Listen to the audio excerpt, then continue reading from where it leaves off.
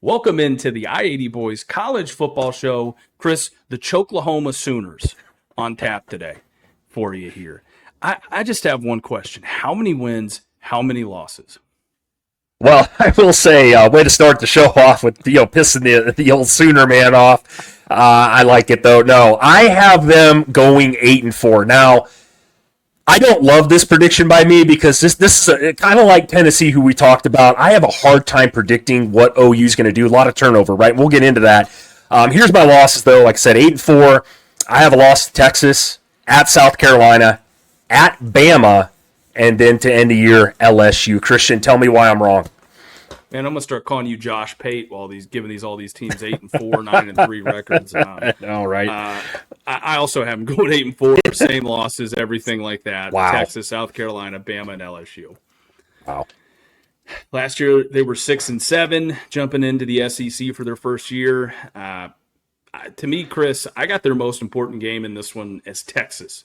There's a good chance OU could come into that game undefeated, should come into that game undefeated, and OU needs a good showing against Texas, I feel like. Oklahoma, Texas, we know it's a big rivalry down there for both those teams. Do you feel like Texas, Oklahoma is kind of like Michigan, Ohio State, where like it doesn't really matter if you're nationally relevant as long as you can beat the other program? That is a tough question to answer. It's a good question. I don't feel like, and maybe I'm wrong about this, because of the crazy history who you're comparing it to, the Ohio State Michigan rivalry. I don't think this one is as deep as that one, because I personally feel like Oklahoma hasn't been good enough or done anything, and I know that's going to piss off OU fans the last several years, right, under Venables. I'm just not, you guys know me, we've been on this show for a while. We've been harping on him for a while now. Hell, I harped on Oklahoma with Lincoln Riley when he was there, right? They'd score 50 points a game, but they give up 60.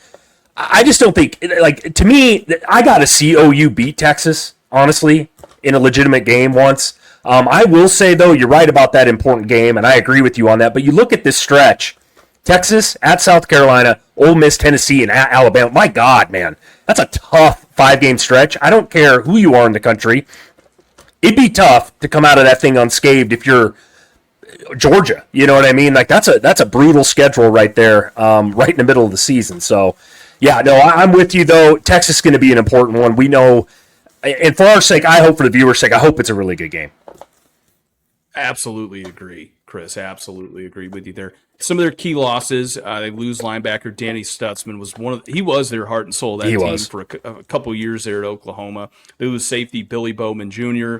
as well, and then wide receiver Nick Anderson. Some of their key additions, they bring over John Mateer from Washington State, helped guide him to an 8-5 record last year. I'm going to give you his stat line: 4,000 total yards and 44 total touchdowns last year. This dude is a baller. Oklahoma's getting potentially another Heisman-like candidate, I feel like, at quarterback there for him.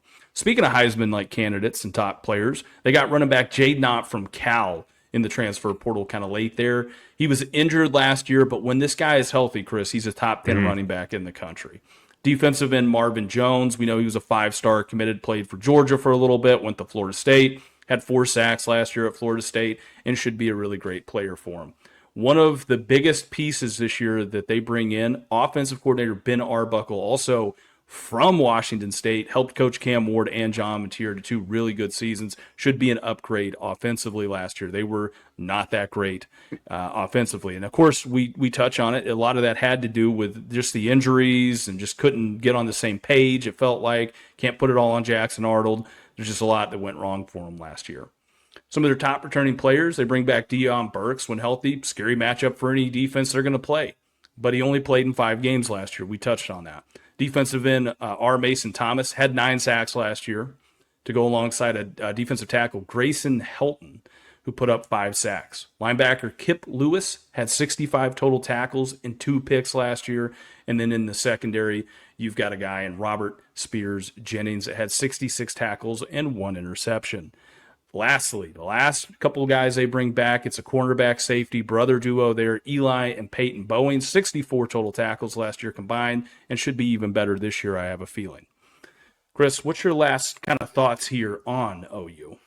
I will say this, and you touched on it briefly there with the offense last season, right? That it was atrocious. They ranked 119th in passing yards per game, 113th in total offense. I mean, it was atrocious last year. Now, I do think their defense was actually pretty legit last season. Kind of an interesting stat here with the defense of OU last year. They were 0-6 when they gave up 21 or more points. I mean, that was a problem. They couldn't score enough points on offense to really be competitive. Now, their defense kept them in every single game for the most part outside of Texas, really. I mean, OU actually, I mean, there were some really good games. The Tennessee game last year. I'm probably missing a couple other ones there, though. But, I mean, no, OU wasn't like, I know it sounds like we're harping on OU, but 8-4 this year to me with this schedule is a pretty damn good record, right, for your second year in the SEC. Christian, what's your thoughts? Anything you want to touch on before we wrap this one up? Yeah, same kind of notes that you have, Chris. I mean, defensively, I think they'll be really solid this year as well. Offensively, we know they weren't good. We touched on that. I do think they're going to turn some things around this year and get back on track as far as that's concerned.